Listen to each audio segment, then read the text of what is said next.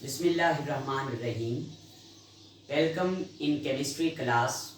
Today our topic of discussion is GOC.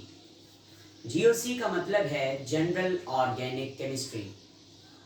आज के ये लेक्चर केमिस्ट्री के उन स्टूडेंट्स के लिए प्रिपेयर किया गया है जो सेकेंड ईयर में ऑर्गेनिक केमिस्ट्री को कंसेप्चुअली सीखना चाहते हैं। अगर आप भी ख्वाहिशमंद हैं कि आपको सेकेंड ईयर की केमिस्ट्री के तमाम चैप्टर इजीली और कॉन्सेप्चुअल आ जाएं, तो आप इन जनरल ऑर्गेनिक कॉन्सेप्ट को पहले सीखें, इनको समझें और फिर आप ऑर्गेनिक केमिस्ट्री को स्टार्ट करें। ऑर्गेनिक केमिस्ट्री आपके लिए हेल्पफुल होगी क्योंकि पंजाब में एंट्री टेस्ट एमडी कैट या ई कैट के लिए जो होता है उसमें सेकेंड ईयर में से केमिस्ट्री का मैक्सिमम पोर्शन ऑर्गेनिक केमिस्ट्री का होता है। तो आइए स्टार्ट करते हैं आज का हमारा लेक्चर, जिसका नाम है जनरल ऑर्गेनिक केमिस्ट्री, और हम इसे शॉर्टकट तरीके से लिखते हैं GOC, stand for general organic chemistry.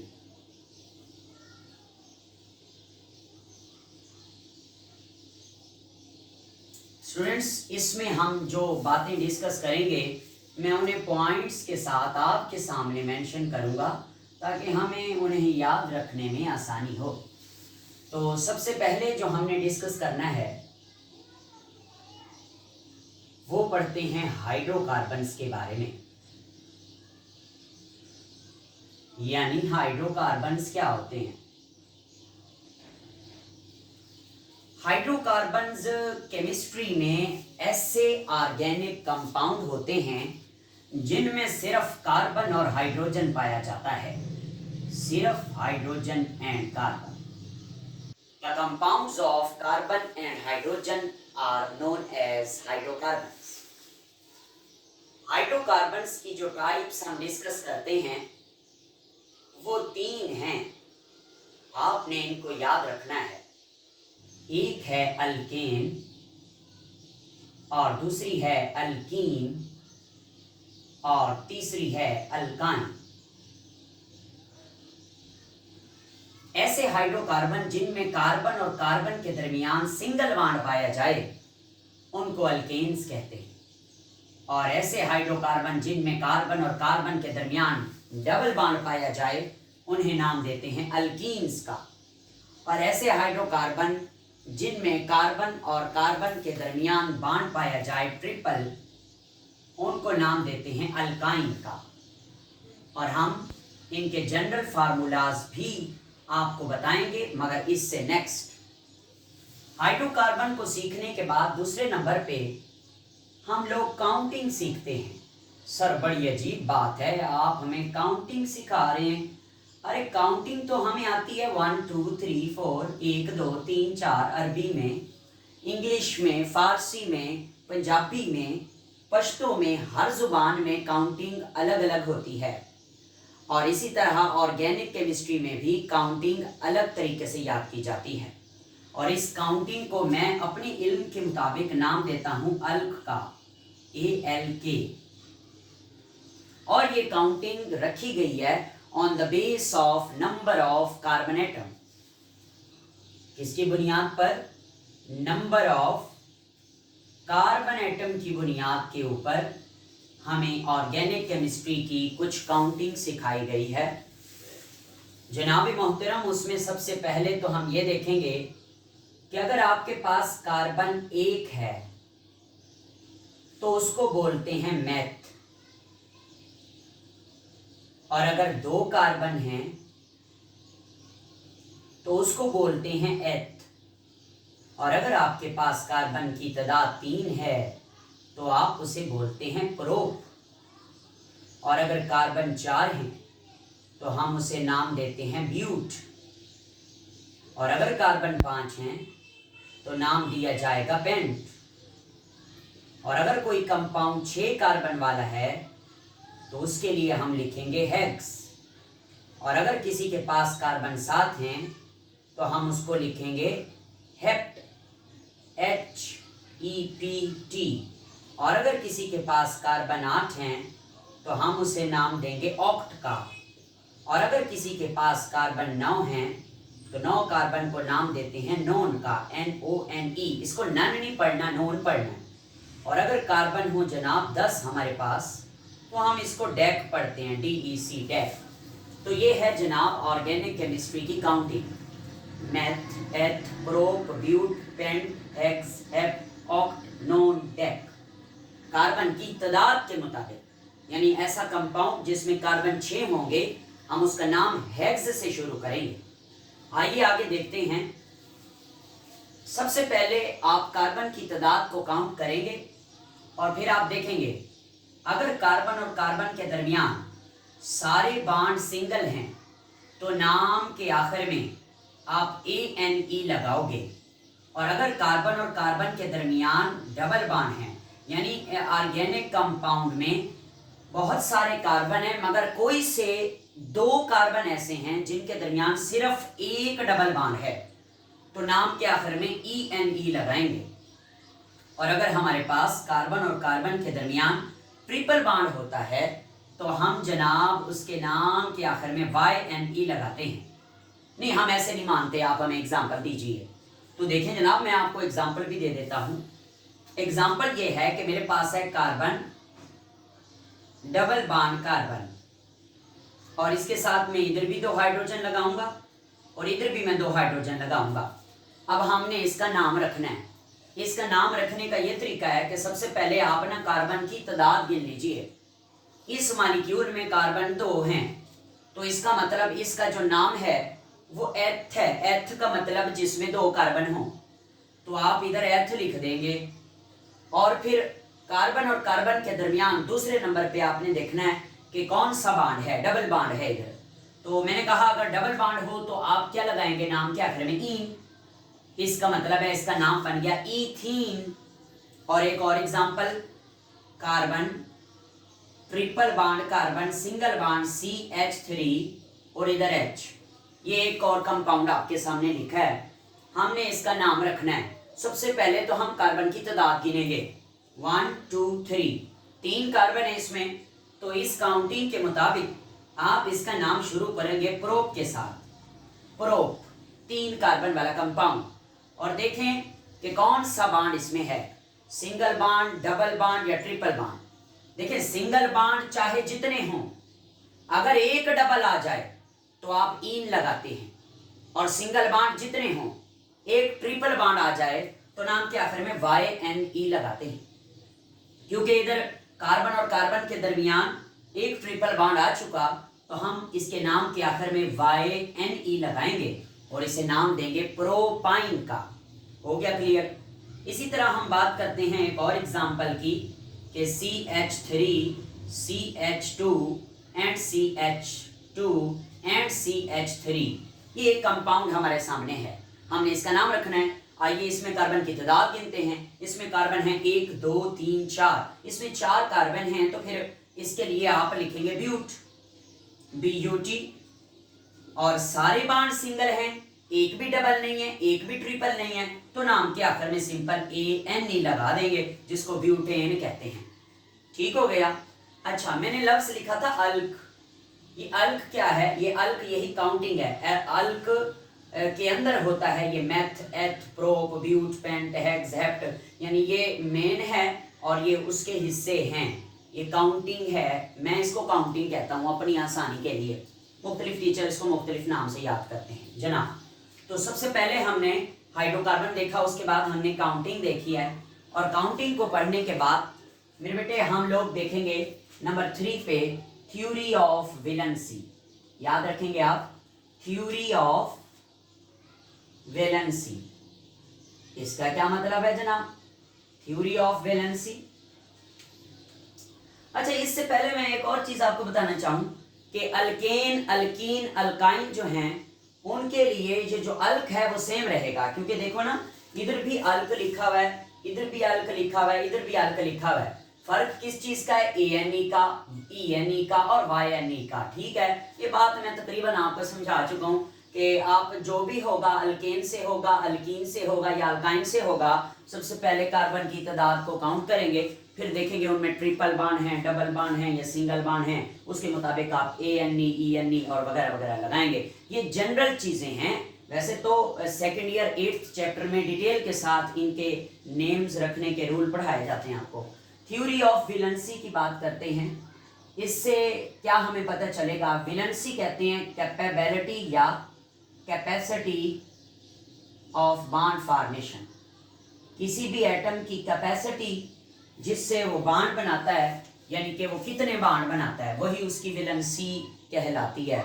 अगर कोई एटम एक बॉन्ड बनाता है तो उसकी वैलेंसी 1 होगी, कोई एटम 2 बॉन्ड बनाता है तो वैलेंसी 2 होगी। इसी तरह हम याद रखेंगे कि हाइड्रोजन और हेलोजन, हेलोजन को हम जानते हैं जनरल X के हवाले से, यानी यहाँ X का मतलब है हेलोजन। और आप जानते हैं कि X में कौन कौन सी चीज़ शामिल है? फ्लोरीन है, क्लोरीन है, ब्रोमीन है और आयोडीन है।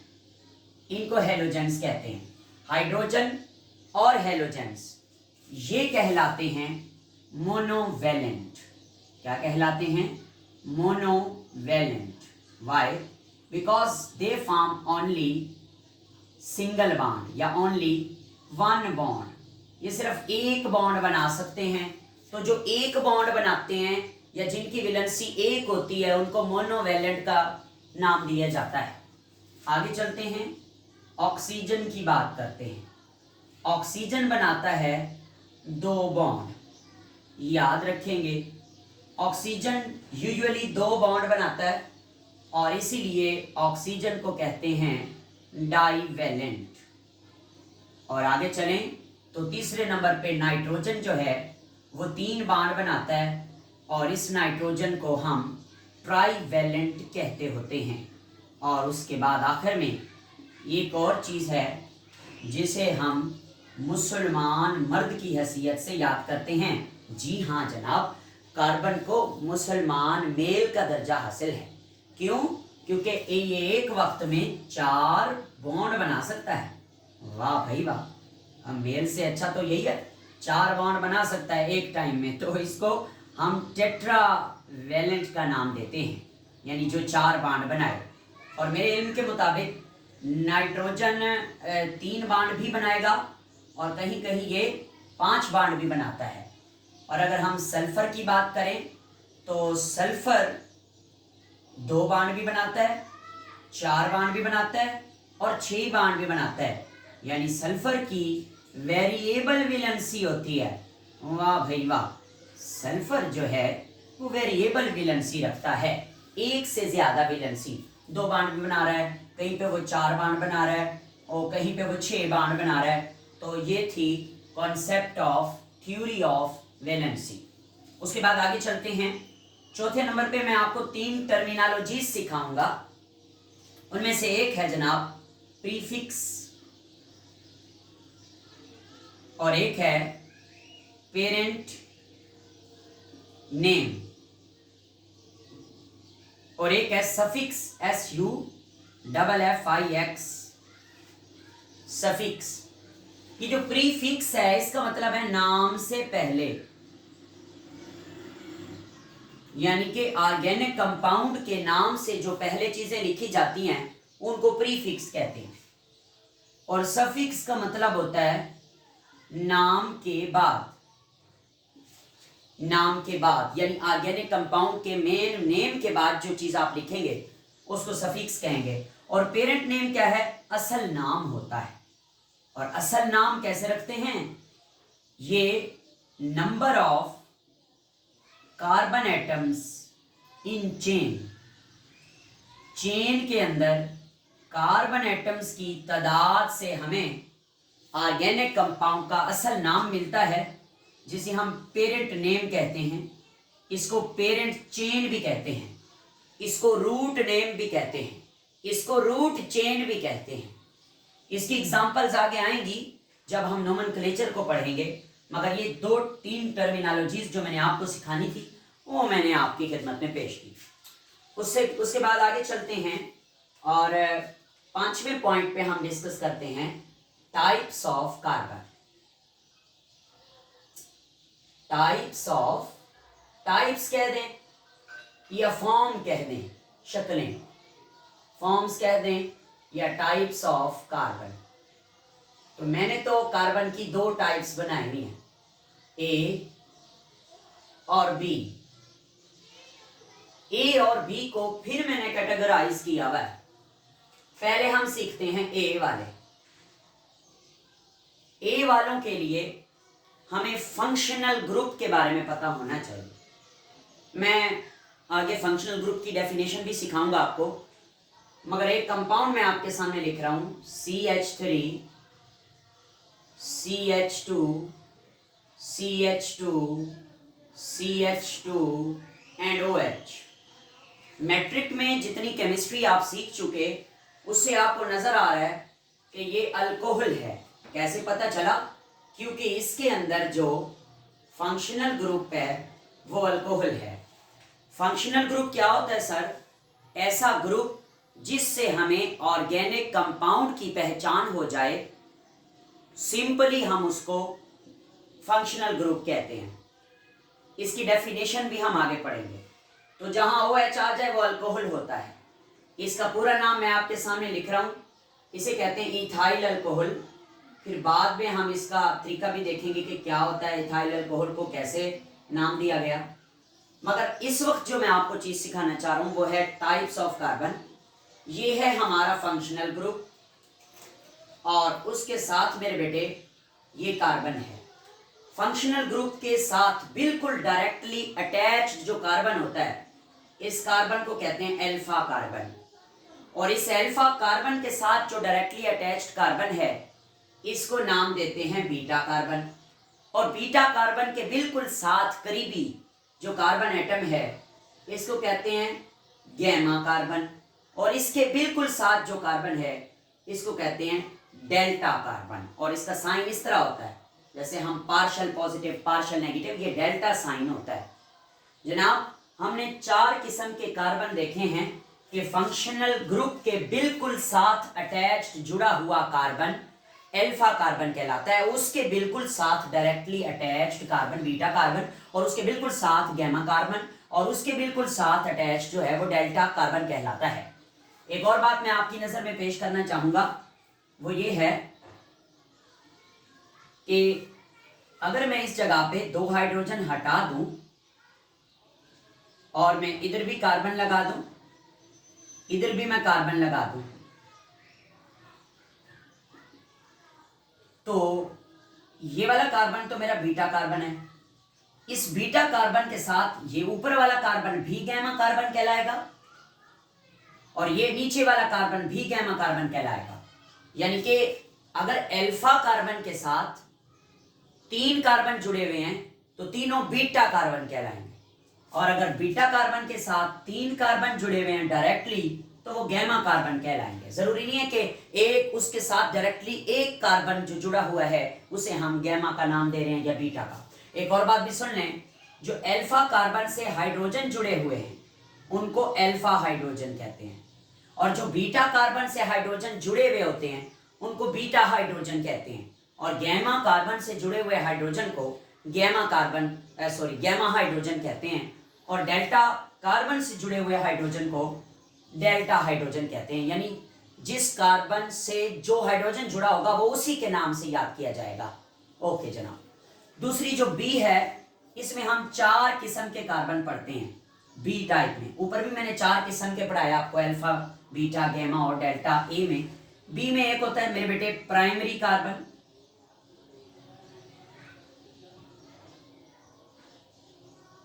और दूसरा हम सीखेंगे सेकेंडरी कार्बन, और तीसरा हम सीखेंगे टर्शियरी कार्बन, और बाद में हम सीखेंगे क्वाटरनरी कार्बन।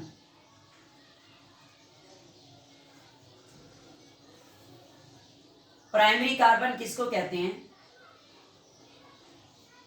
प्राइमरी कार्बन, अगर कोई कार्बन, मैं उर्दू में लिख रहा हूं,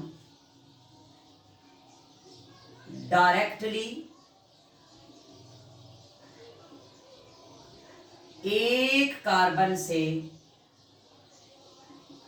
जुड़ा हो या ना जुड़ा हो, या ना जुड़ा हो, इसको इंग्लिश में यूं कहेंगे, if one carbon atom is directly attached with one carbon atom और any not carbon atom, this carbon will be called as primary carbon. और प्राइमरी कार्बन को इस तरह शो करते हैं और इस तरह भी शो करते हैं, यानी 1 लगा के उसके ऊपर डिग्री का साइन बना दे, या इस तरह 1 लिख के उसके ऊपर डिग्री का साइन बना दे। सेकेंडरी कार्बन की डेफिनेशन लिख रहा हूं, ये जब मैं एग्जांपल कराऊंगा तो आपको समझ आ जाएंगी। If carbon atom directly attached with 2 carbon atom, अगर कोई कार्बन डायरेक्टली 2 कार्बन के साथ जुड़ा हुआ है तो आप उसको सेकेंडरी कार्बन कहते हैं। उसको क्या कहते हैं? Secondary carbon. देखें फॉर एग्जांपल, सेकेंडरी कार्बन को आप इस तरह लिखेंगे, इस तरह भी लिख सकते हैं, इस तरह भी लिख सकते हैं। और टर्शियरी कार्बन की बात करते हैं, the carbon which is directly attached with 3 carbon atom, अगर एक कार्बन डायरेक्टली 3 कार्बन के साथ जुड़ा हुआ है तो उस कार्बन को टर्शियरी कार्बन कहेंगे। और टर्शियरी को इस तरह लिखते हैं, ये देखिए, 3 लिख के उस पर डिग्री, या फिर इस तरह 3 लिख के उसके ऊपर डिग्री।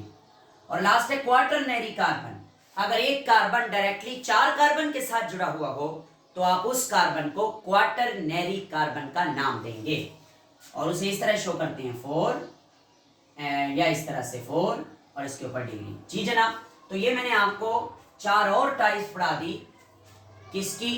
कार्बन की। अब हम इनकी एग्जांपल देखते हैं।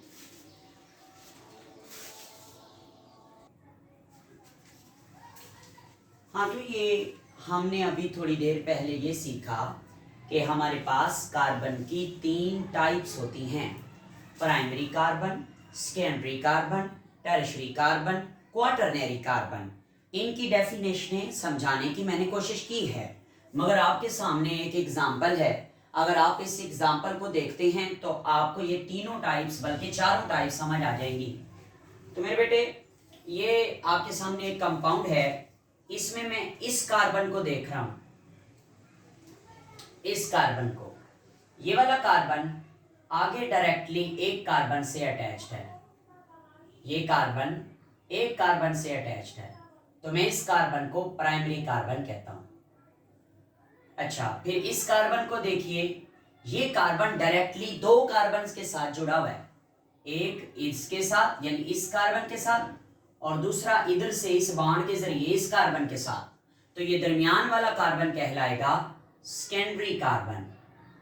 और अगर हम इस कार्बन को देखें तो ये डायरेक्टली 3 कार्बन के साथ अटैच्ड है, ये कार्बन इधर से इस कार्बन के साथ जुड़ा हुआ है और इधर से इस कार्बन के साथ जुड़ा हुआ है और इधर से इस कार्बन के साथ, यानी ये 3 कार्बन के साथ डायरेक्टली जुड़ा हुआ है। तो मैं कहता हूं कि ये वाला कार्बन क्या है? Tertiary carbon.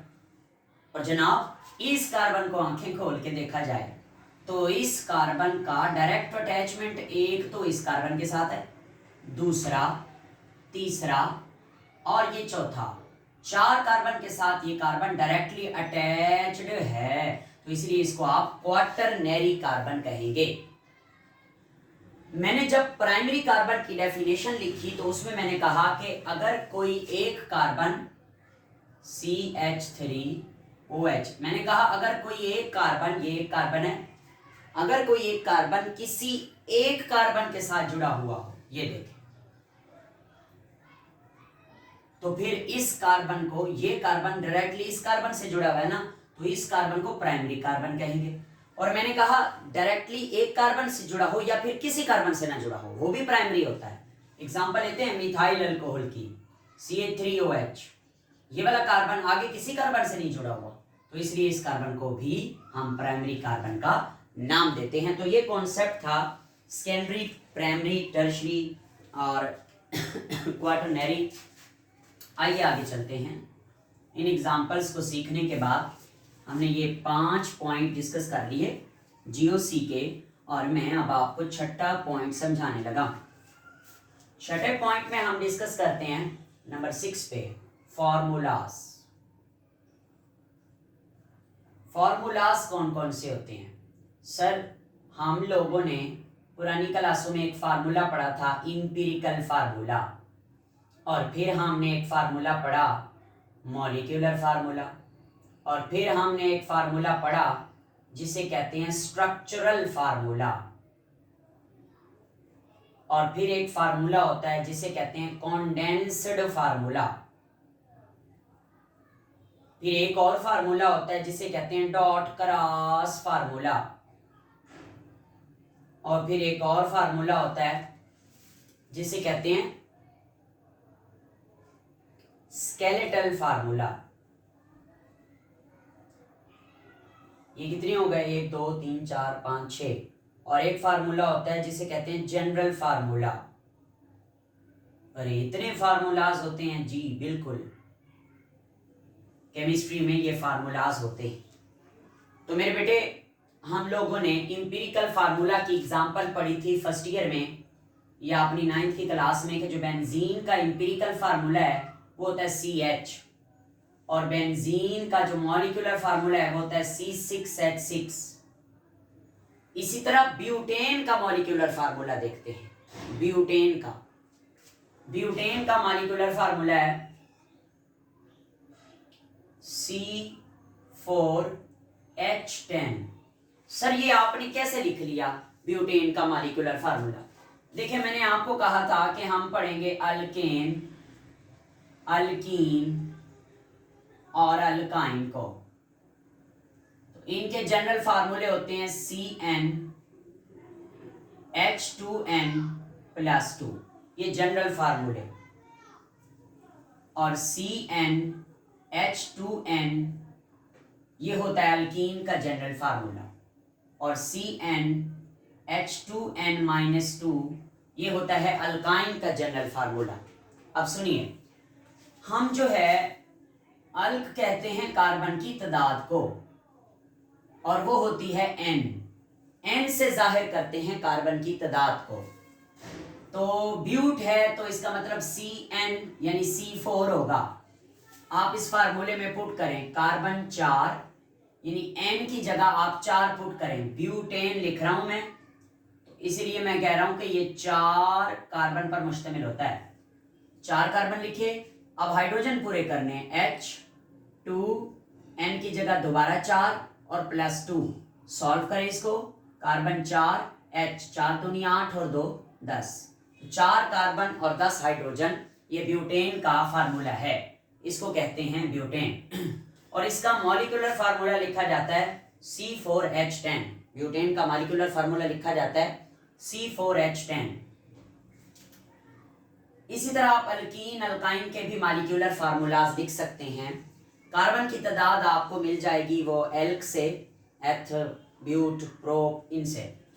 बात करते हैं स्ट्रक्चरल फार्मूले की। स्ट्रक्चरल फार्मूला ब्यूटेन को अब आगे लेके चलेंगे। ब्यूटेन का स्ट्रक्चरल फार्मूला कुछ इस तरह लिखा जाता है। 4 कार्बन है, ये लिख लिया हमने। अब आपने इनके साथ हाइड्रोजन लगाने हैं। सर, हाइड्रोजन कैसे लगाएंगे? हर कार्बन 4 बांड बनाता है, 1 2 3, और ये वाला बांड होता है 4। 1 2 3 4, 1 2 3 4, और इसको मैं 1 2 3 और ये 4, हर जगह पे आप 1 1 हाइड्रोजन लगा दें। ये है structural formula of butane. Butane का स्ट्रक्चरल फार्मूला। इसमें कार्बन 4 है, हाइड्रोजन 10 है। गिन लेते हैं, 1 2 3 4 कार्बन हो गए, 1 2 3 4 5 6 7 8 9 10, और 10 हो गए इसमें हाइड्रोजन। तो ये है जनाब स्ट्रक्चरल फार्मूला। स्ट्रक्चरल फार्मूले में हम लोग कार्बन, हाइड्रोजन को ओपन करके लिखते हैं और क्लियरली उनके बांड को वाजे करते हैं, अलग अलग करते हैं। अब है जी कॉन्डेंस फार्मूला। तो हम इस ब्यूटेन को कॉन्डेंस्ड फॉर्म में भी लिख सकते हैं। उसके भी दो तरीके होते हैं, CH3, CH2, CH2 and CH3। ये कॉन्डेंस्ड फॉर्म में लिखा हुआ है। देखो ना जनाब, इसमें ये जो CH3 है कॉर्नर वाला, मैंने इसको इधर लिख दिया।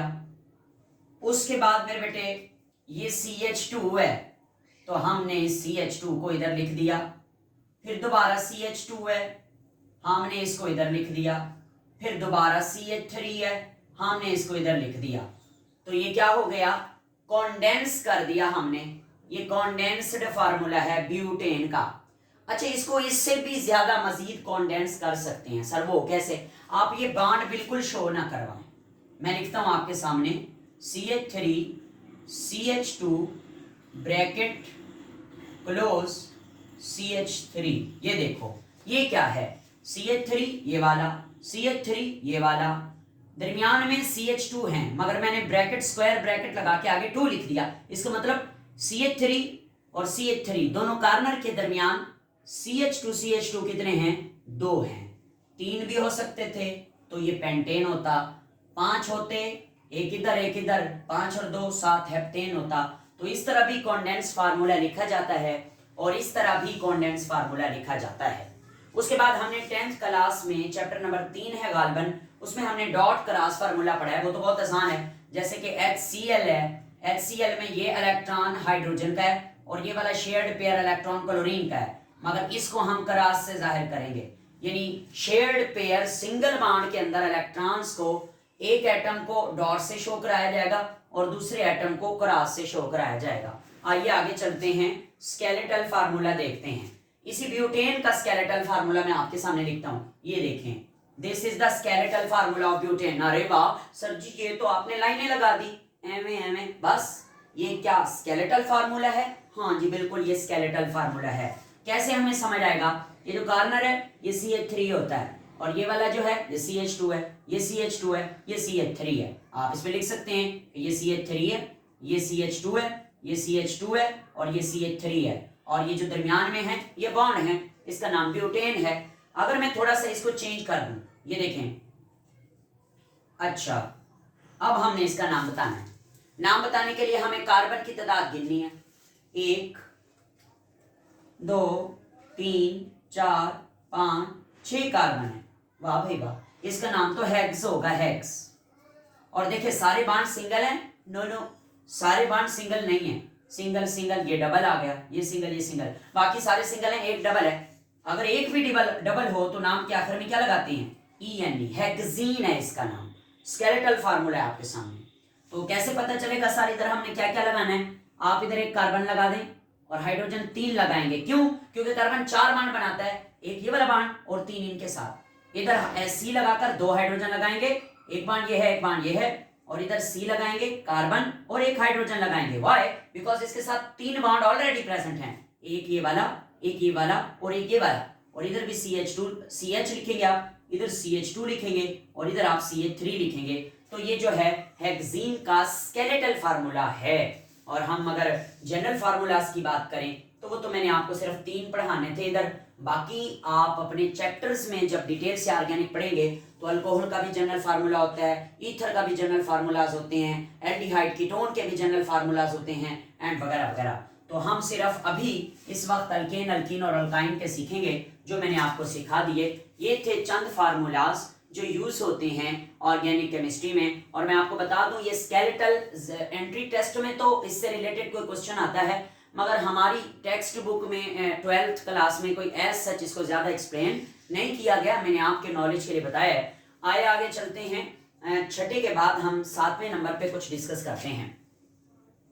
7 नंबर पे जो बात हम डिस्कस करेंगे वो है जनाब स्पेशल ग्रुप्स।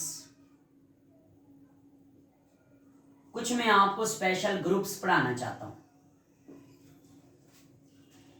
स्पेशल ग्रुप्स से पहले हम जनरल या हम फंक्शनल ग्रुप को पढ़ लेते हैं, फिर हम स्पेशल ग्रुप पढ़ेंगे।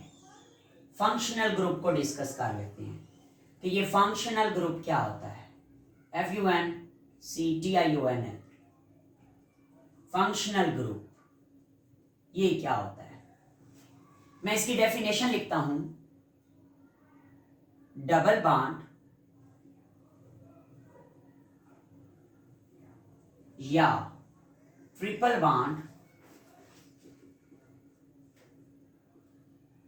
या एटम, एक एटम की बात कर रहा हूं, या group of atoms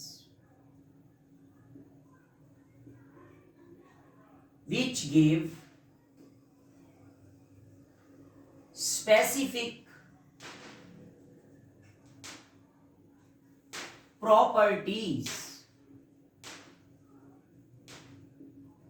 to organic compounds.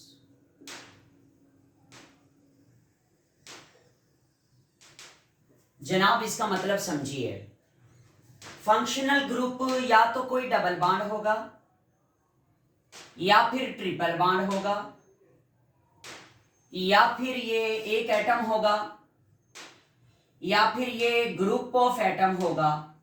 OH group of atom है, जाहिर है दो एटम है, जैसे इस तरह CHO। Double bond, triple bond, एक एटम या group of atom, double bond, triple bond, एक एटम या group of atom which give specific properties to organic compound। ऐसा एटम या ग्रुप ऑफ एटम या डबल बॉन्ड या ट्रिपल बॉन्ड जिनकी मौजूदगी ऑर्गेनिक कंपाउंड को स्पेसिफिक प्रॉपर्टीज दें, यानी कि जैसे किसी ऑर्गेनिक कंपाउंड में अगर डबल बॉन्ड आ गया है तो वो उनको अल्कीन बना देते हैं, और अगर किसी ऑर्गेनिक कंपाउंड में ट्रिपल बॉन्ड आ गया है तो उसको अल्काइन बना देते हैं। X एक ऐसा फंक्शनल ग्रुप है जिसको आप कहते हैं हेलो ग्रुप। 7वें चैप्टर सेकंड ईयर में ये डिटेल से पढ़ाया जाता है, पूरा फंक्शनल ग्रुप का आर्टिकल। OH है जी अल्कोहल का फंक्शनल ग्रुप है, और CHO जनाब एल्डिहाइड का फंक्शनल ग्रुप है। देखिए इसमें ये डबल बॉन्ड वाला हो गया, ये ट्रिपल बॉन्ड, ये एक एटम हो गया, ये दोनों ग्रुप ऑफ एटम हो गए। अब मैं आपको इस तरह समझाऊंगा कि मेरे पास कोई ऑर्गेनिक कंपाउंड ले आए तो मैं उसमें तलाश करता हूं कि कहां पे CHO है। जहां CHO होगा मैं कहूंगा कि ये एल्डिहाइड ऑर्गेनिक कंपाउंड है। क्यों? क्योंकि CHO एक ऐसा फंक्शनल ग्रुप है जो ऑर्गेनिक कंपाउंड को एल्डिहाइड बना देता है। यानी आप यूं समझें कि आपसे कोई कहे कि मुझे एल्डिहाइड ढूंढ के दो, आप कहेंगे ऐसा ऑर्गेनिक कंपाउंड जिसमें CHO मेन ग्रुप होगा, फंक्शनल पार्ट होगा, पार्टिसिपेट करेगा रिएक्शन में, तो उसको हम एल्डिहाइड कहेंगे। और अल्कोहल की पहचान जिस ग्रुप से होती है वो अल्कोहल का फंक्शनल ग्रुप है। या आप यूं कहें कि अल्कोहल में जो ग्रुप रिएक्शन के अंदर हिस्सा लेता है, फंक्शनल होता है, उसको अल्कोहल का फंक्शनल ग्रुप कहते हैं। जैसे कि OH अल्कोहल का फंक्शनल ग्रुप है। इसी तरह अल्काइल हैलाइड का फंक्शनल ग्रुप होता है X, जिसे हेलो ग्रुप कहते हैं, और अल्काइन का फंक्शनल ग्रुप ट्रिपल बॉन्ड है, और अल्कीन का फंक्शनल ग्रुप डबल बॉन्ड है। तो ये फंक्शनल ग्रुप हमने सीख लिए 7वें नंबर पे। उसके बाद हम कुछ स्पेशल ग्रुप्स देखते हैं जिन्होंने हमारी बड़ी हेल्प करनी है, और मैं तो आपको ये मशवरा दूंगा कि आप अगर ऑर्गेनिक केमिस्ट्री को वाकई में सीखना चाह रहे हैं तो आप पहले इनको अच्छे से याद करें। लेक्चर सुनने के बाद आप बस छोड़ दें, नोट कर लें, या आप इसको तैयार ना करें तो फिर कई बहुत अच्छे अच्छे टीचर्स हैं जिन्होंने ये पढ़ाया हुआ है अपने अपने तरीके से, तो फिर आपको कोई फ़ायदा नहीं है जब तक आप लर्न नहीं करेंगे। इसको याद करना है, बॉयज़ एंड गर्ल्स, जो भी आप स्टूडेंट्स आप सुन रहे हैं। अच्छा जनाब, अब हम बात करते हैं नंबर 8 पर, जो कि है जी स्पेशल ग्रुप्स। ये तकरीबन 12-13 हम पॉइंट्स पढ़ेंगे, तो हम काफ़ी सारा पढ़ चुके। स्पेशल ग्रुप्स ये देखना, सबसे पहले हम बात करते हैं कि मेरे पास है अल्केन। अगर मैं अल्केन में से एक हाइड्रोजन रिमूव कर दूं तो वो बन जाएगा अल्काइल, और उसे बोलेंगे अल्काइल ग्रुप। मिसाल लेते हैं, अल्केन का पहला मेंबर क्या होगा? मीथेन। दूसरा मेंबर ईथेन। तीसरा मेंबर प्रोपेन। सर ये आप कैसे लगा रहे हैं? देखे ना, एक कार्बन मेथ, एथ, pro, methane, ethane, propane, alkane है, सारे सिंगल बॉन्ड वाले हैं। हाइड्रोजन किस तरह लगाने हैं, वो फार्मूले से। सर हमें तो फार्मूला भूल गया, आपने भी इरेज कर दिया। आइए मैं आपको एक और शॉर्टकट बताता हूँ। जितने कार्बन हैं आप उनको डबल कर दें। कार्बन इधर कितने हैं, एक कार्बन है ना, तो इसको डबल करें, जवाब क्या आएगा, 2 आएगा। 2 में 2 जमा कर दें, जवाब क्या आएगा, 4 आएगा। तो आपने इधर 4 लगा देना है, और 4 क्या लगाना है, हाइड्रोजन लगाने। जैसे कि इधर देखें, कार्बन 2 हैं, तो 2 को डबल करें, 4 आंसर आता है। 4 में 2 ऐड करें, 2 जमा करें, 6 आंसर आता है। जो जितना आंसर है लास्ट में उतने आपने हाइड्रोजन लगाने हैं। तो ये 3 कार्बन है, 3 को डबल करें, जो जवाब आता है 6, उसमें 2 जमा कर दें, तो जवाब आता है जनाब 8, H8। तो ये है मेरे बेटे, मैं इसका नाम लिख लेता हूं। इसका नाम है मीथेन, और इसका नाम है इथेन, और नीचे वाले का नाम है प्रोपेन। ओके, और ये सारे क्या हैं, ये सारे अल्केन हैं। Methane, ethane, propane, butane, pentane, hexane, heptane, octane, nonane, decane वगैरह। तो हम क्या कर रहे हैं कि इस मीथेन में से एक हाइड्रोजन रिमूव कर रहे हैं। तो CH4 में से जब एक हाइड्रोजन जाएगा तो CH3 बच जाएगा। ये मैंने माइनस नहीं लगाया, ये मैंने बांड लगाया, यानी इसके साथ जो हाइड्रोजन था CH4 वो H उड़ गया, ठीक हो गया, H हमने निकाल लिया। तो अब इस ग्रुप का क्या नाम बन जाएगा, अल्क तो अल्क रहेगा, मैथ तो मैथ ही रहेगा, मैथ तो मैथ रहेगा। अब ANE तब्दील हो जाएगा YL में, अल्क अल्क रहेगा, ANE YL में तब्दील हो जाएगा। ये मैथ मैथ रहेगा, ANE YL में तब्दील हो जाएगा, तो ये मिथाइल ग्रुप बन जाएगा, मिथाइल ग्रुप। इसी तरह हम देखते हैं, ये ईथेन है, अगर हम ईथेन में से एक हाइड्रोजन निकाल लें तो C2H5 हो जाएगा, और इसको नाम देंगे ईथेन से इथाइल ग्रुप। ओके, और अगर बात करते हैं प्रोपेन की, तो प्रोप तो प्रोप ही रहेगा, कार्बन को तो छेड़ कोई नहीं रहा ना, कार्बन इधर 3 रहेंगे और हाइड्रोजन 8 में से एक चला गया 7, तो प्रोप पूरा लिखेंगे, प्रोप, और ANE किस में कन्वर्ट हो जाएगा, YL में। तो मीथेन से मिथाइल, इथेन से इथाइल, प्रोपेन से प्रोपाइल, ब्यूटेन से ब्यूटाइल, हेक्सेन से हेक्साइल, हेप्टेन से हेप्टाइल। तो ये बातें जो है ना हम पढ़ते रहेंगे।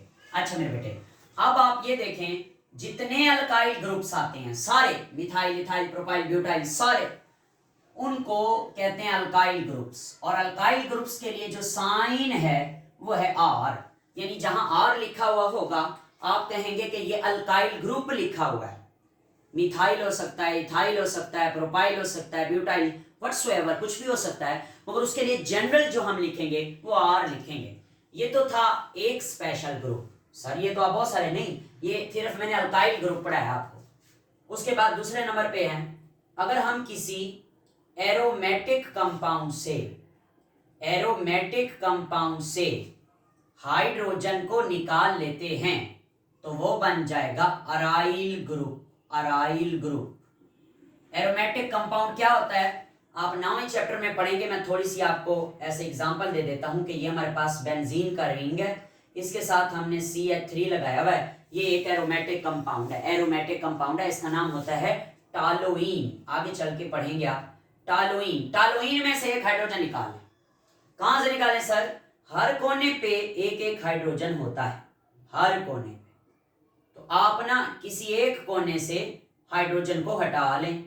बिलफर्ज मैं इधर से हाइड्रोजन को रिमूव कर लेता हूं, तो ये क्या बन जाएगा, कुछ इस तरह से, ये ऐसे, ऊपर CH3, हर कोने पे एक एक हाइड्रोजन होता है। इसकी डिटेल आप 9वें चैप्टर में पढ़ेंगे। इधर से मैंने हाइड्रोजन उतार लिया, तो अब इस ग्रुप का नाम क्या होगा, अराइल ग्रुप। क्या नाम होगा जी, अराइल ग्रुप हम इसको कहेंगे। यानी अगर हम किसी एरोमेटिक कंपाउंड में से एक हाइड्रोजन निकाल लें तो उसको अराइल ग्रुप कहते हैं। आगे चलते हैं, ये नाम याद रखेंगे आप। बेंजीन को अगर आपने देखा हो कभी, बेंजीन, तो बेंजीन का फार्मूला होता है C6H6। अगर मैं बेंजीन में से एक हाइड्रोजन निकाल लूं तो ये बन जाएगा C6H5। ये भी एरोमेटिक होता है बेंजीन, मगर इसके लिए एक अलग खास स्पेशल नेम है कि अगर आप बेंजीन में से एक हाइड्रोजन निकाल लेंगे तो बनेगा C6H5 और इस स्पेशल ग्रुप का नाम है फिनाइल ग्रुप। इसको क्या बोलते हैं? इसको बोलते हैं फिनाइल ग्रुप। ओके हो गया। उसके बाद आगे चलते हैं। मेरे पास है C double bond C H2H2, किसी को नाम आता हो इसका?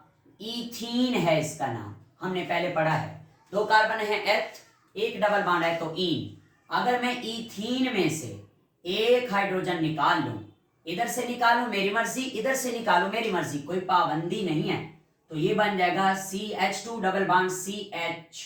ये सारा जो स्पेशल ग्रुप है इसका नाम होता है विनाइल ग्रुप। क्या नाम होता है? विनाइल ग्रुप कहते हैं इसको। आगे चलते हैं। तो अगर मैं एक ग्रुप आपको दिखाऊं, ये वाला CH2, excuse me, this is not CH3, ये सिर्फ CH2 है। इधर CH3 था, ये CH2 लगा हुआ है। तो आप नाम चैप्टर में पढ़ेंगे इसके बारे में। इसको कहते हैं बेंजाइल ग्रुप।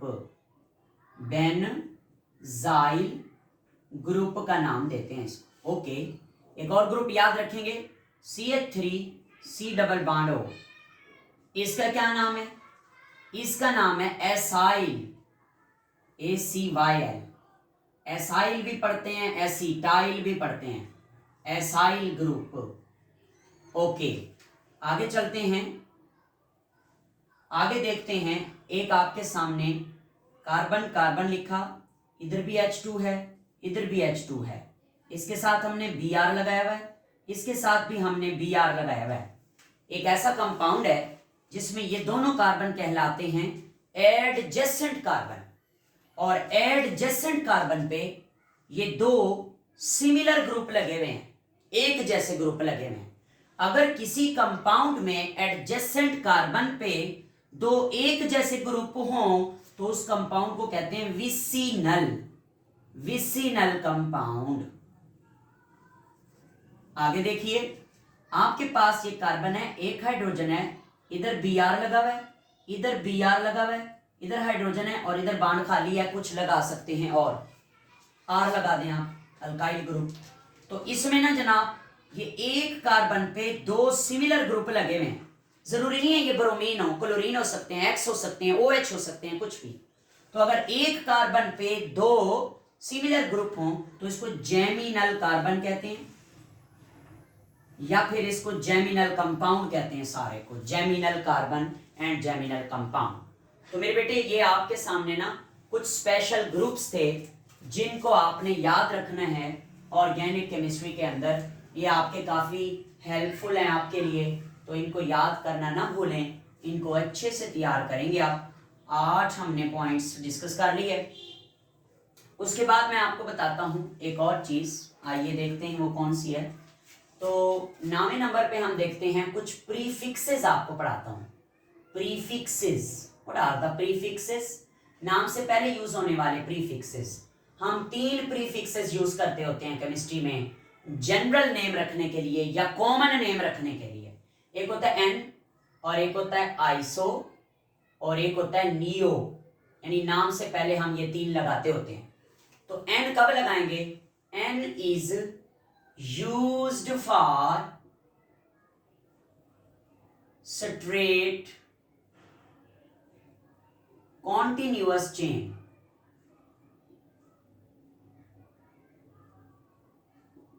उसके बाद iso is used for compound in which 1 CH3 group, जिसको मिथाइल ग्रुप कहा है अभी अभी, मिथाइल ग्रुप इज अटैच्ड या present on second last carbon, on second last carbon. मिसाल भी देते हैं, इससे पहले हम नियो लिख लेते हैं। Neo is used for compound in which two methyl group, CH3 यानी 2 methyl group are present, sorry, 2 methyl group are present on second last carbon atom। तो अब हम इनकी एग्जांपल ले लेते हैं, एन, आइसो और नियो की। ये मैं इरेज कर रहा हूं, आपने यकीनन नोट कर लिया होगा। तो ये पहले चैप्टर यानी 7 चैप्टर ऑर्गेनिक में भी तीनों नाम यूज हो रहे हैं, प्रीफिक्स यूज हो रहे हैं, आइसो, नियो और एन। आगे भी बाद में फिर इतना खास ये यूज नहीं होते। देखिए मेरे पास एक चेन है CH3 CH2 CH2 CH2 CH3।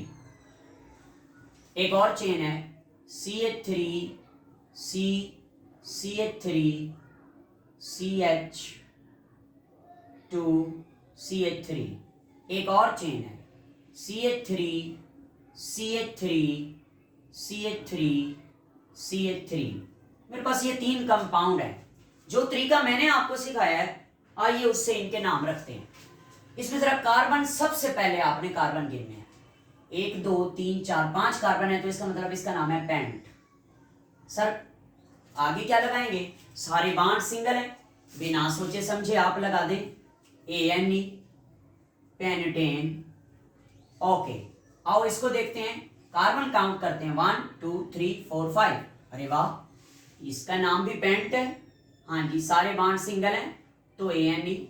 इसको काउंट करते हैं 1 2 3 4 5। वाह भाई वाह, इसका नाम भी तो क्या है? पेंटेन है। वाह जी वाह, इसका नाम पेंटेन है, उसका भी। हमें कहा जाता है जाओ जाओ पेंटेन लेके आओ। अब हमें क्या पता हमने कौन सा पेंटेन लाना है, कोई फर्क तो होना चाहिए।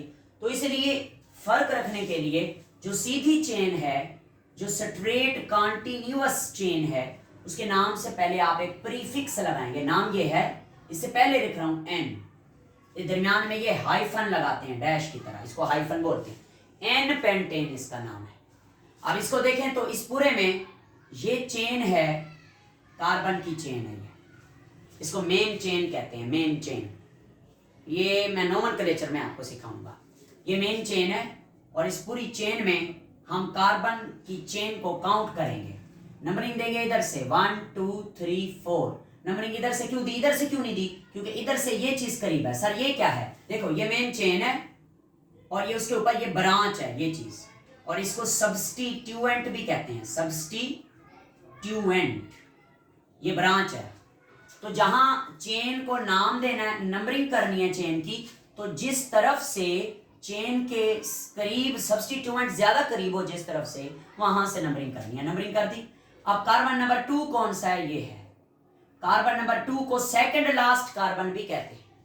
इधर से आप देखें तो कार्बन 1 2 3 4, ये दोनों किनारे हैं, ये भी सेकंड लास्ट कार्बन माना जाता है, ये भी सेकंड लास्ट कार्बन माना जाता है। लास्ट उसके साथ वाला सेकंड लास्ट, तो इसके साथ एक मिथाइल ग्रुप है।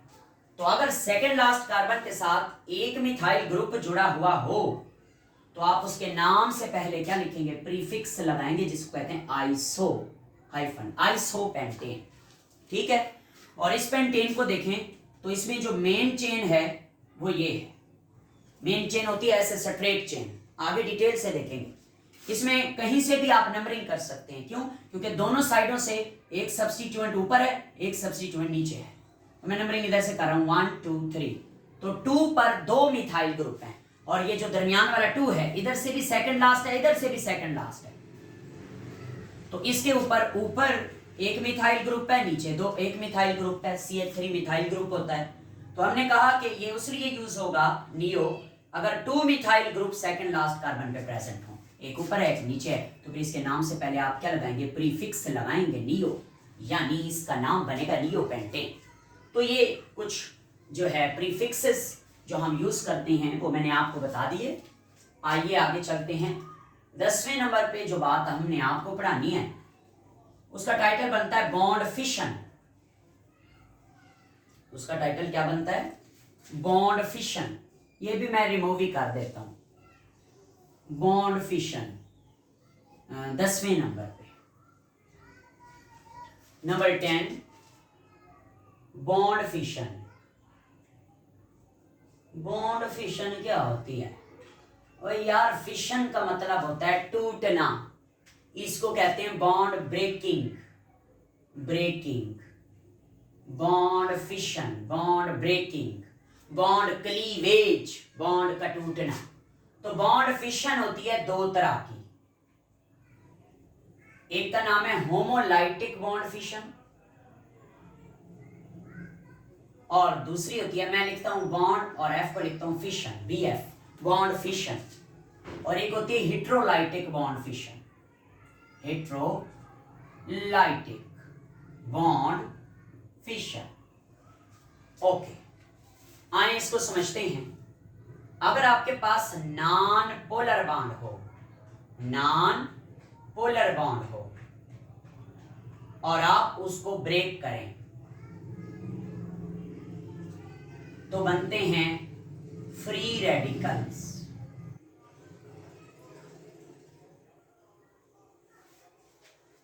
और अगर आपके पास पोलर बॉन्ड हो और आप उसको ब्रेक करें तो बनते हैं आइंस। नॉन पोलर बॉन्ड को ब्रेक करेंगे तो उसको होमोलाइटिक बॉन्ड फिशन या बॉन्ड क्लीवेज कहेंगे, और अगर आप पोलर बॉन्ड की ब्रेक डाउन करेंगे तो उसको हिट्रोलाइटिक बॉन्ड फिशन का नाम देंगे। आइए एग्जांपल लेते हैं, Cl, क्लोरीन का मॉलिक्यूल है Cl2, दरमियान में बॉन्ड है जिसमें दो इलेक्ट्रॉन शेयर्ड हैं। अगर इस पे सनलाइट डाली जाए, क्या डाली जाए? सनलाइट, तो वो सनलाइट इसको तोड़ देगी बॉन्ड को दरमियान से, और ये वाला इलेक्ट्रॉन इस पे चढ़ जाएगा और ये वाला इलेक्ट्रॉन इस पे चढ़ जाएगा, और ये क्या बन जाएंगे? Cl, उसके ऊपर डॉट, Cl, उसके ऊपर डॉट। इसको भी फ्री रेडिकल कहते हैं, इसको भी फ्री रेडिकल कहते हैं, और इसको होमोलाइटिक बॉन्ड क्लीवेज या होमोलाइटिक बॉन्ड फिशन कहते हैं। सर होमोलाइटिक क्यों कहते हैं? देखो, इस तरफ भी क्लोरीन का एटम है, इस तरफ भी सेम एटम है क्लोरीन का, तो सेम का लफ्ज होमो, होमो का मतलब होता है सेम, तो ये फ्री रेडिकल है। मैं फ्री रेडिकल की डेफिनेशन भी आपको लिखवाता हूं। पहले हम देखेंगे पोलर बॉन्ड की ब्रेकडाउन। HCl है, आपको पता है HCl पोलर है, क्यों? क्लोरीन की इलेक्ट्रोनेगेटिविटी ज्यादा है, तो दोनों इलेक्ट्रॉन के जोड़े क्लोरीन के ज्यादा करीब होंगे, हाइड्रोजन से दूर होंगे। हाइड्रोजन पे पार्शियल पॉजिटिव चार्ज, क्लोरीन पे partial negative charge.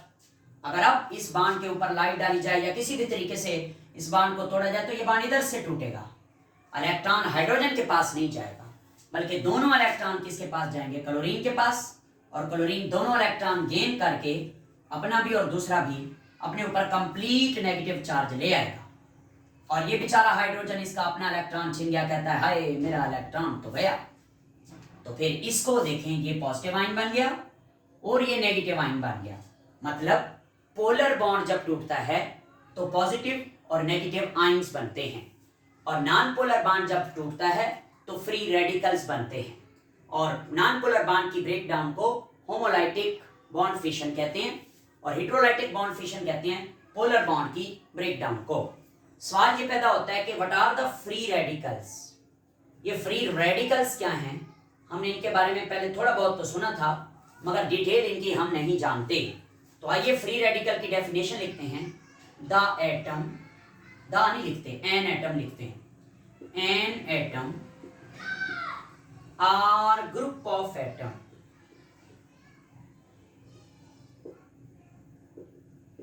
having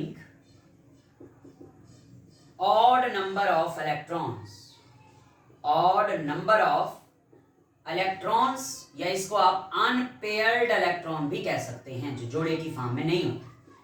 odd number of electrons या unpaired electrons are called free radical। Free radical ऐसी स्पीशीज होती हैं जिनके ऊपर odd number of electron होता है।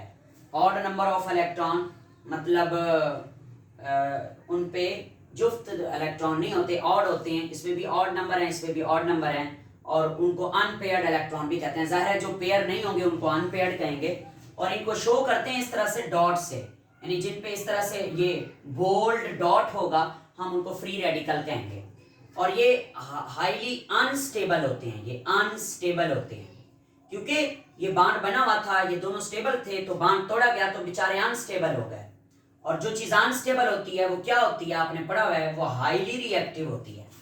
जो चीज अनस्टेबल होती है वो हाईली रिएक्टिव होती है। और फिर ये शॉर्ट लिव्ड होते हैं, थोड़ी देर के लिए बनते हैं और फिर ये रिएक्शन के लिए किसी ना किसी के साथ जुड़ जाते हैं और ये बड़े तेज तरार होते हैं क्योंकि ये तलाक याफ्ता हैं, शादी इनकी हुई भी थी, बेचारे टूटे अलग अलग हो गए, तो इसलिए ये काफी तेज होते हैं। एक और बात याद रखेंगे इनके बारे में, ये अनपेयर्ड इलेक्ट्रॉन्स होते हैं ना इनमें, तो ये पैरामैग्नेटिक होते हैं। फर्स्ट ईयर में हमने पढ़ा हुआ है कि पैरामैग्नेटिक क्या चीज होती है जिसमें अनपेयर्ड इलेक्ट्रॉन होते हैं। तो ये बॉन्ड फिशन कंप्लीट हुआ। उसके बाद हम पढ़ते हैं कुछ इंपॉर्टेंट स्पीशीज। बस 2 पॉइंट हमारे रह गए, एक रह गया इंपॉर्टेंट स्पीशीज और दूसरा रह गया types of reaction in organic chemistry. तो 11वें नंबर पे हम पढ़ते हैं इंपॉर्टेंट स्पीशीज। मुझे लगता है आप इस इतने लंबे और बड़े लेक्चर से बोर हो गए होंगे। चले हम आपको एक शेर सुनवाते हैं। सड़कों पे रात काट दी, घर तो नहीं गए, सड़कों पे रात काट दी, घर तो नहीं गए, तेरे बगैर देख ले, मर तो नहीं गए, ये क्या तुम्हारे चेहरे की रंगत उड़ गई, खुशबाश हमको देख के डर तो नहीं गए। तो ये आपकी इंटरटेनमेंट के लिए इंपॉर्टेंट स्पीशीज की बात करते हैं हम कि इंपॉर्टेंट स्पीशीज क्या होती हैं। इंपॉर्टेंट स्पीशीज आप 2 पढ़ेंगे इसमें, एक आप पढ़ेंगे इलेक्ट्रोफाइल, ये बहुत अहम है, और एक आप पढ़ेंगे न्यूक्लियोफाइल। सर ये फाइल का मतलब क्या है? देखिए फाइल का मतलब होता है, फाइल का लफ्जी मतलब होता है मोहब्बत, इश्क नहीं, मोहब्बत। इश्क जो है ना वो आसान काम नहीं है। तेरे इश्क ने अल्लाह हु कीता, अस पढ़ बिस्मिल्लाह धू कीता, जदा इश्क फरीद उस्ताद होया, सब इल्म अमल बर्बाद होया, वो और चीज है। मोहब्बत फाइल। इलेक्ट्रोफाइल किसको कहते हैं? इलेक्ट्रो का मतलब है इलेक्ट्रॉन और फाइल का मतलब है मोहब्बत। इलेक्ट्रोफाइल का लफ्जी मतलब होगा कि इलेक्ट्रॉन से मोहब्बत करने वाले, यानी इलेक्ट्रोफिलिक स्पीशीज। इलेक्ट्रॉन से मोहब्बत करने वाली स्पीशीज को इलेक्ट्रोफिलिक स्पीशीज कहते हैं। और दूसरा, दे सर्च फॉर इलेक्ट्रॉन, क्योंकि इन्हें इलेक्ट्रॉन से मोहब्बत है तो ये इलेक्ट्रॉन्स को सर्च करेंगे, और बेचारों के पास इलेक्ट्रॉन नहीं होते, इलेक्ट्रॉन कम होते हैं, तो they are electrons deficient. Electron deficient species इन्हें कहते हैं। और चौथे नंबर पर इनको कहते हैं, ये होते हैं एक्सेप्टर, बेचारे, ये हम आगे देखेंगे। एक्सेप्टर ये इलेक्ट्रॉन कबूल करने वाले होते हैं, क्योंकि इनके पास इलेक्ट्रॉन नहीं है, कोई इनको इलेक्ट्रॉन दे दे, कहते हैं हाँ हमें चाहिए। तो जो इलेक्ट्रॉन कबूल करते हैं, लिविस कॉन्सेप्ट 10th में पढ़ा था, उनको आप कहते हैं एक्सेप्ट करने वाले इलेक्ट्रॉन, यानी एक्सेप्टर हैं, तो इसको हम कहते हैं लिविस एसिड्स। ये 5 चीजें मैंने आपको इलेक्ट्रोफाइल के बारे में बताई हैं कि इलेक्ट्रोफाइल इलेक्ट्रोफिलिक स्पीशीज हैं, यानी कि ये इलेक्ट्रॉन लविंग स्पीशीज हैं। अगर हम इलेक्ट्रोफिलिक की बजाय लफ्ज इलेक्ट्रॉन लविंग लिख दें तो ये ज्यादा आसान हो जाएगा, इलेक्ट्रॉन लविंग स्पीशीज। ओके, और फिर ये बेचारे सर्च फॉर इलेक्ट्रॉन करते हैं क्योंकि इनके पास इलेक्ट्रॉन की डेफिशिएंसी होती है, और ये एक्सेप्टर हैं, इलेक्ट्रॉन कबूल करते हैं, और ये लिविस एसिड होते हैं, जो इलेक्ट्रॉन कबूल करें उन्हें लिविस एसिड कहा जाता है। और फिर आगे चलते हैं, न्यूक्लियोफाइल की बात करते हैं। बिल्कुल इसके अपोजिट होगी सारी बात। न्यूक्लियो माने न्यूक्लियस, फाइल माने मोहब्बत। ऐसे स्पीशीज जो न्यूक्लियस से मोहब्बत करते हैं उनको न्यूक्लियोफाइल कहते हैं, यानी न्यूक्लियस न्यूक्लियस लविंग स्पीशीज, और दूसरे नंबर पे दे सर्च फॉर न्यूक्लियस, हाय कहाँ हो तुम, आ जाओ ना न्यूक्लियस, उसको बुलाते हैं सर्च फॉर न्यूक्लियस, ये न्यूक्लियस की तलाश करते हैं। एंड उसके बाद है जनाब, ये जो है इलेक्ट्रॉन्स रिच स्पीशीज होते हैं, इनके पास बहुत सारे इलेक्ट्रॉन्स होते हैं और इलेक्ट्रॉन्स पे नेगेटिव चार्ज होता है, तो जिस पे नेगेटिव चार्ज है उसने पॉजिटिव को ढूंढना है, तो न्यूक्लियस तो पॉजिटिव चार्ज वाला होता है। उसके बाद है जनाब, ये बेचारे इलेक्ट्रॉन देते हैं, इसलिए इनको डोनर कहते हैं, और ये लिविस बेस कहलाते हैं। आपने पढ़ा हुआ है कि ऐसी चीजें जो इलेक्ट्रॉन डोनेट करें उनको लिविस बेस कहते हैं। अब इलेक्ट्रोफाइल की भी दो टाइप्स हैं, इलेक्ट्रोफाइल दो किस्म के हैं और न्यूक्लियोफाइल भी दो किस्म के हैं। वाह भाई वाह। इलेक्ट्रोफाइल जो हैं वो न्यूट्रल भी होते हैं और पॉजिटिवली चार्ज्ड भी होते हैं, पॉजिटिवली चार्ज्ड। और जो न्यूक्लियोफाइल हैं वो भी न्यूट्रल भी होते हैं और नेगेटिवली चार्ज्ड भी होते हैं। ओके, आए पॉजिटिव चार्ज जिस पे भी होगा आप उसको इलेक्ट्रोफाइल कहेंगे। क्यों? क्योंकि उसमें इलेक्ट्रॉन की कमी है। जैसे कि आर पे पॉजिटिव चार्ज लगा दिया, पॉजिटिव चार्ज है, इलेक्ट्रोफाइल है, इलेक्ट्रॉन की कमी है, इलेक्ट्रॉन को ढूंढेगा, इलेक्ट्रॉन के लिए जाएगा, इलेक्ट्रॉन के लिए सोचेगा, इलेक्ट्रॉन के बारे में सब कुछ करेगा। और इसी तरह हमने Cl पे पॉजिटिव चार्ज लगा दिया, इलेक्ट्रोफाइल है। NO2 नाइट्रो ग्रुप कहते हैं इसको, इसमें पॉजिटिव चार्ज लगा दिया, इलेक्ट्रोफाइल बन गया। RCO पे पॉजिटिव चार्ज लगा दिया, ये भी इलेक्ट्रोफाइल बन गया। न्यूट्रल न्यूक्लियोफाइल इलेक्ट्रोफाइल कौन से होते हैं वो आपको बताते हैं। BF3 AlCl3 ये न्यूट्रल न्यूक्लियो इलेक्ट्रोफाइल है। कैसे मैं प्रूफ देता हूं, ये देखें, बोरान है, इसके साथ जुड़े हुए हैं 3 फ्लोरीन जुड़े हुए हैं। अब ये देखें, बोरान का ताल्लुक है तीसरे ग्रुप से, थर्ड ए से, तो इसके आखिरी शेल में 3 इलेक्ट्रॉन होंगे। ये भी आप एक पॉइंट याद रखें कि जो जिस ग्रुप के नंबर का हिस्सा होगा उसके आखिरी शेल में उतने इलेक्ट्रॉन होंगे। जैसे कार्बन चौथे ग्रुप में पाया जाता है, 4th ए में, तो कार्बन के आखिरी शेल में 4 इलेक्ट्रॉन होते हैं। इस तरह बोरान के आखिरी शेल में 3 इलेक्ट्रॉन होते हैं, 1, 2 और 3। और ये वाले जो इलेक्ट्रॉन है ये तो फ्लोरीन ने शेयर किए हुए हैं। आप इन सबको देखें, ये टोटल कितने होते हैं, ये टोटल 6 हैं, 2, 4 और 6। तो बोरान का ऑक्टेट कंप्लीट नहीं है। ऑक्टेट पूरा करने के लिए बोरान को 2 इलेक्ट्रॉन की कमी है, इसको 2 इलेक्ट्रॉन चाहिए, तो ये 2 इलेक्ट्रॉन की तलाश में घूमेगा, 2 इलेक्ट्रॉन इसको दिए जाएंगे, तो ये इलेक्ट्रोफाइल है, इस पर कोई चार्ज नहीं है, ये न्यूट्रल है, फिर भी ये इलेक्ट्रोफाइल है क्योंकि इसके पास इलेक्ट्रॉन की कमी है। इसी तरह एल्यूमिनियम भी, उसके पास भी इलेक्ट्रॉन की कमी होती है, वो इसी ग्रुप से है, वो भिंडी आलू गाजर एंथेला, तीसरा group, boron aluminium gallium indium thallium. उसके बाद बात करते हैं पॉजिटिवली चार्ज हो गया। अब हमने बात करनी है न्यूक्लियोफाइल की, जो कि न्यूट्रल होते हैं। न्यूट्रल न्यूक्लियोफाइल की मैं आपको पहचान बताता हूं। न्यूट्रल न्यूक्लियोफाइल में एटम्स के ऊपर अगर लोन पेयर होंगे तो वो न्यूट्रल न्यूक्लियोफाइल होगा। मिसाल के तौर पर वाटर है ना, तो उसमें ऑक्सीजन पे 2 लोन पेयर होते हैं, तो चार्ज कोई नहीं होता, लोन पेयर होते हैं, तो लोन पेयर हैं, इलेक्ट्रॉन हैं, दिए जा सकते हैं इलेक्ट्रॉन, तो ये न्यूट्रल न्यूक्लियोफाइल है। NH3 अमोनिया ये न्यूट्रल न्यूक्लियोफाइल है। H2S हाइड्रोजन सल्फाइड में सल्फर पे 2 लोन पेयर हैं, 1 लोन पेयर है, तो ये भी न्यूट्रल न्यूक्लियोफाइल है। आगे आप पढ़ेंगे बहुत सारे 10वें चैप्टर में। उसके बाद हम बात करते हैं नेगेटिवली चार्ज्ड न्यूक्लियोफाइल, यार जिस पे नेगेटिव चार्ज होगा वो न्यूक्लियोफाइल होगा। Cl पे नेगेटिव चार्ज है, न्यूक्लियोफाइल है। OH पे नेगेटिव चार्ज है, न्यूक्लियोफाइल है। Cn पे नेगेटिव चार्ज है, न्यूक्लियोफाइल है। तो ये सारे न्यूक्लियोफाइल हैं, बेशुमार एग्जांपल्स हम याद कर सकते हैं। तो ये था कॉन्सेप्ट इंपॉर्टेंट स्पीशीज का।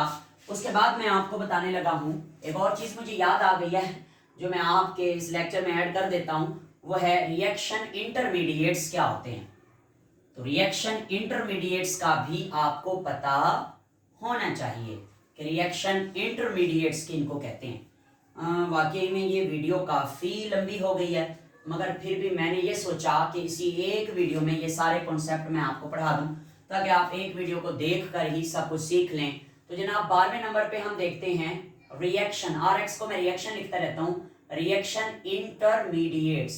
इंटरमीडिएट्स मेरे बेटे, जब कोई रिएक्शन होता है ना तो उसमें एक होता है सबस्ट्रेट। सबस्ट्रेट यानी मेन मॉलिक्यूल जो होता है उसे सबस्ट्रेट कहते हैं। सबस्ट्रेट का जिस चीज के साथ रिएक्शन करा रहे होते हैं उसको हम रीएजेंट कहते हैं। क्या कहते हैं? रीएजेंट। सबस्ट्रेट रीएजेंट आपस में मिलते हैं, एक चीज बनती है जिसको कहते हैं इंटरमीडिएट। क्या कहते हैं? इंटरमीडिएट। और इंटरमीडिएट के बाद दो चीजें बनती हैं, एक बनता है हमारा प्रोडक्ट और साथ में हमारा बनता है बाय प्रोडक्ट। बाय प्रोडक्ट जो हमें चाहिए वो हमारा प्रोडक्ट है, जो हमें नहीं चाहिए ऐसे ही बन गया। बिलफर्ज आप बहुत सारी रिएक्शन देखते हैं, किसी रिएक्शन में आपको चाहिए ग्लूकोज, ग्लूकोज बन गया है। फोटोसिंथेसिस का रिएक्शन की एग्जांपल ले रहे हैं। फोटोसिंथेसिस में जो ग्लूकोज है वो हमारा प्रोडक्ट है और साथ में जो कार्बन डाइऑक्साइड बनती है, नहीं ऑक्सीजन बनती है, वो हमारा क्या है? बाय प्रोडक्ट है। तो ये रिएक्शन इंटरमीडिएट्स की बात करते हैं कि ये क्या होते हैं। रिएक्शन इंटरमीडिएट्स ऐसी चीजें हैं जो रिएक्शन में बनती हैं और रिएक्शन में ही खत्म हो जाती हैं, ना वो रिएक्टेंट में होती हैं ना वो प्रोडक्ट में नजर आती हैं, बीच में कहीं बनती हैं, बन के फिर गायब हो जाती हैं। मिसाल के तौर पर आपको दो रिएक्शन इंटरमीडिएट से मैं मुतारिफ करवाता हूँ, सिर्फ दो से, क्योंकि मैंने जो आपका लेवल है उसके मुताबिक बात करनी है। एक है कार्बो कैटाइन और एक है कार्ब एनाइन। Carbocation and कार्बेनाइन। लफ्ज कार्बोकैटाइन और कार्बेनाइन की बात करते हैं। कार्बोकैटाइन की एग्जांपल है, यानी डेफिनेशन है, पॉजिटिवली चार्ज्ड कार्बन एटम को कार्बोकैटाइन कहते हैं, having 6 electrons. No no no no, having 6 valence electrons. और नेगेटिवली चार्ज्ड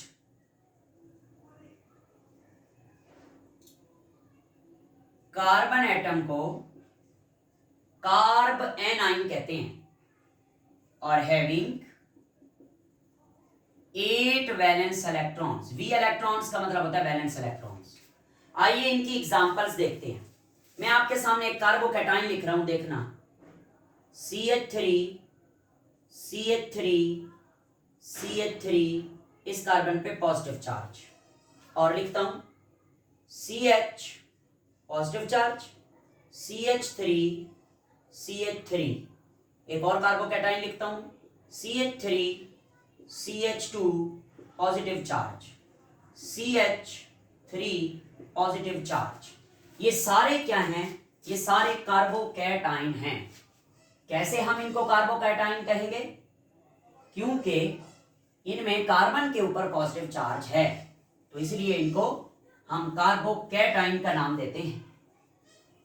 जरा गौर से देखेंगे, ये अकेला कार्बन है तो आप इसको प्राइमरी कार्बन कहेंगे, जिसकी वजह से इस पे चार्ज भी पॉजिटिव है, तो इसका नाम प्राइमरी कार्बोकैटाइन बन जाएगा। ये भी प्राइमरी कार्बोकैटाइन है। कैसे? इस कार्बन के साथ डायरेक्ट एक कार्बन जुड़ा हुआ है, तो ये भी प्राइमरी कार्बोकैटाइन है। और ये वाला जनाब सेकेंडरी कार्बोकैटाइन है, और ये आखिर वाला जनाब टर्शरी कार्बोकैटाइन है। ये 3 कार्बोकैटाइन है। क्यों? एक कार्बन जिसपे पॉजिटिव चार्ज है, इसके साथ डायरेक्टली 2 कार्बन जुड़े हुए हैं, तो इस कार्बन को सेकेंडरी कार्बन कहेंगे, और इस कार्बन पे पॉजिटिव चार्ज है तो ये सेकेंडरी कार्बोकैटाइन कहलाएगा। और इसको देखें तो एक कार्बन है जो डायरेक्टली 3 कार्बन से जुड़ा हुआ है, तो इसको आप कहेंगे, इस कार्बन को कहेंगे टर्शरी कार्बन, और इसके ऊपर पॉजिटिव चार्ज है तो ये टर्शरी कार्बोकैटाइन है। और ये सबसे ज्यादा स्टेबल है, ये कम स्टेबल है, और ये बहुत कम स्टेबल है। This is the order of stability. इनकी स्टेबिलिटी का मैंने आपके सामने ऑर्डर लिखा है। आपसे कोई पूछे कि प्राइमरी कार्बन ज्यादा स्टेबल है या टर्शरी, तो आप कहेंगे टर्शरी कार्बन ज्यादा स्टेबल है। उसकी भी रीजन है, वो एक इंडक्टिव इफेक्ट होता है या इलेक्ट्रॉन डोनेटिंग ग्रुप इफेक्ट होता है, उससे ये स्टेबल हो जाता है। अच्छा, उसके बाद बात करते हैं इन दोनों में से कौन ज्यादा स्टेबल होगा? जिसके पास कार्बन की चेन ज्यादा है। ये भी प्राइमरी है, ये भी प्राइमरी है, मगर ये वाला ज्यादा स्टेबल होगा। अच्छा सर, इसमें 6 वैलेंस इलेक्ट्रॉन कैसे हैं? आप इसी CH3 को उठाएं जरा, CH H H, बस ये 2 इलेक्ट्रॉन, 2 इलेक्ट्रॉन 4 और 2 ये 6 इलेक्ट्रॉन पूरे हो गए। इसके पास इलेक्ट्रॉन नहीं है इसलिए तो इस पे पॉजिटिव चार्ज है। ओके, उसके बाद हम कार्बेनाइन की बात करते हैं तो सेम ऐसे ही बना लें आप पहले CH3 नेगेटिव चार्ज, इसी तरह CH नेगेटिव चार्ज, CH3 इसी तरह CH negative charge, CH3 negative charge. ये कार्बेनाइन है क्योंकि कार्बन पे नेगेटिव चार्ज है और ये प्राइमरी कार्बेनाइन है, ये भी प्राइमरी कार्बेनाइन है, ये सेकेंडरी कार्बेनाइन है, ये टर्शरी कार्बेनाइन है, मगर इनका ऑर्डर ऑफ स्टेबिलिटी उलट होता है, यानी ये ज्यादा स्टेबल होता है, उससे कम स्टेबल ये है और सबसे कम स्टेबल टर्शरी कार्बेनाइन होता है। बिल्कुल कार्बोकेटाइन के उलट इनका स्टेबिलिटी ऑर्डर होता है। आपने बात ये अब देखनी है कि 8 वैलेंस इलेक्ट्रॉन कैसे हैं। तो मैं CH3 को देख रहा हूं, ये H है, ये H है, ये H है, 2 इलेक्ट्रॉन ये, 2 इलेक्ट्रॉन ये और 2 इलेक्ट्रॉन ये, 6 इलेक्ट्रॉन हो गए।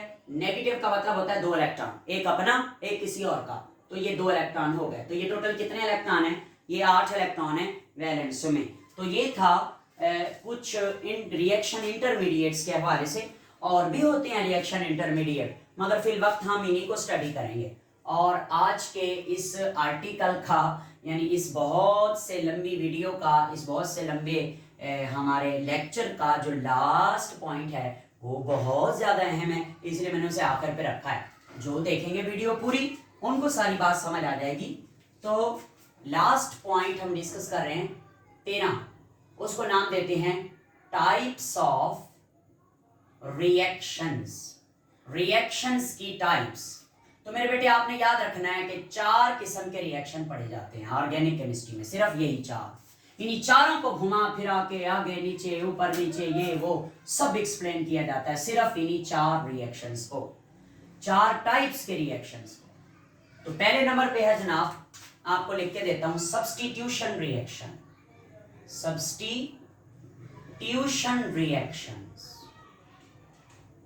दूसरे नंबर पे होता है एडिशन रिएक्शंस। तीसरे नंबर पे होता है एलिमिनेशन रिएक्शंस, और लास्ट में होता है रीअरेंजमेंट रिएक्शंस। आइए, मैं इनकी डेफिनेशन लिखने का वक्त नहीं है, मैं आपको सिर्फ समझा देता हूं। सब्स्टिट्यूशन रिएक्शन ऐसा रिएक्शन होता है जिसमें एक एटम या ग्रुप ऑफ एटम को हटाकर उसकी जगह दूसरा लगा देते हैं, यानी सब्स्टिट्यूट कर देते हैं। मिसाल लीजिए CH4, मीथेन का स्ट्रक्चरल फार्मूला खोल के लिख रहा हूं, इसका रिएक्शन कराएं क्लोरीन के साथ, Cl2 के साथ, in the presence of sunlight. गौर करेंगे, एक हाइड्रोजन इधर से हटाएंगे और एक क्लोरीन इसकी जगह पे लगाएंगे। कैसे? ये देखिए, Cl, ये क्लोरीन और ये हाइड्रोजन आपस में मिलेंगे और ये चले जाएंगे HCl बना देंगे, और ये वाला क्लोरीन इधर जुड़ जाएगा, तो ये क्या बन जाएगा? ये बन जाएगा CH3Cl। तो क्या हुआ? एक एटम को हटाकर उसकी सीट पर, उसकी जगह पर दूसरा एटम लगा दिया गया, सब्स्टिट्यूट कर दिया गया, इसको सब्स्टिट्यूशन रिएक्शन कहते हैं। एडिशन रिएक्शन की एग्जांपल है कि एन डेफिनेशन है, an atom or group of atom added in double or triple bond. Double या ट्रिपल बॉन्ड के अंदर आप एटम या ग्रुप ऑफ एटम को ऐड करेंगे। कैसे ऐड करेंगे? आइए मैं आपको एक रिएक्शन लिख के देता हूं। मेरे बेटे ये आपके सामने है C डबल बॉन्ड C, इधर भी H है, इधर भी H है। इसको याद रखें, ये ईथीन है। इस ईथीन के अंदर हम डाल रहे हैं Br2। ये होता है इन द प्रेजेंस ऑफ, अच्छा Cl2 डाल देते हैं। इन द प्रेजेंस ऑफ CCl4। ये देखिए, ये एक नीचे वाला सिग्मा बॉन्ड है, ऊपर वाला पाई बॉन्ड है। पाई बॉन्ड टूटेगा, पाई बॉन्ड टूटेगा तो ये कुछ इस तरह बन जाएगा। आप देखें, पाई बॉन्ड गया टूट, तो इस कार्बन और इस कार्बन दोनों का पाई बॉन्ड टूट गया। तो अब इसको भी एक एटम चाहिए, इसको भी एक एटम चाहिए, तो एक क्लोरीन इस कार्बन के पास चला जाएगा और एक क्लोरीन इस कार्बन के पास चला जाएगा, और ये बन जाएगा इस तरह से Cl एंड Cl। और ये वही है विसिनल डाइक्लोराइड। एडजेसेंट कार्बन पे दो सिमिलर ग्रुप है। ये है एडिशन रिएक्शन। हमने कुछ नहीं निकाला, हमने ऐड कर दिया। और एडिशन या तो डबल बॉन्ड में होगी या ट्रिपल बॉन्ड में होगी। डबल बॉन्ड में एक बॉन्ड पाई है, एक सिग्मा है, पाई बॉन्ड टूटेगा, दो एटम ऐड होंगे। और ट्रिपल बॉन्ड में एक सिग्मा दो पाई है, तो एक बॉन्ड रहेगा, दो टूटेंगे, चार एटम ऐड होंगे। उसके बाद नेक्स्ट है जी elimination reaction. The reaction in which an atom or group of atom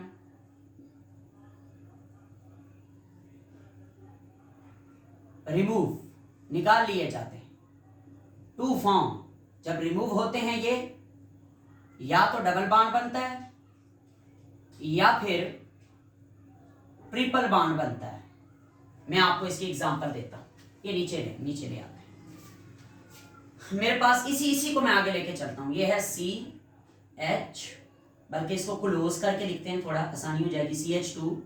CH2, इधर भी एक Cl है, इधर भी एक Cl है। अब हम क्या कर रहे हैं, इसके अंदर जिंक डालते हैं, जिंक मेटल। जिंक की खासियत है कि जिंक ना ये क्लोरीन का एटम भी ले लेगा, ये वाला क्लोरीन का एटम भी ले लेगा, दोनों ले लेगा, निकाल लेगा, रिमूव कर लेगा, और खुद बन जाएगा ZnCl2, जिंक क्लोराइड का साल्ट बन जाएगा।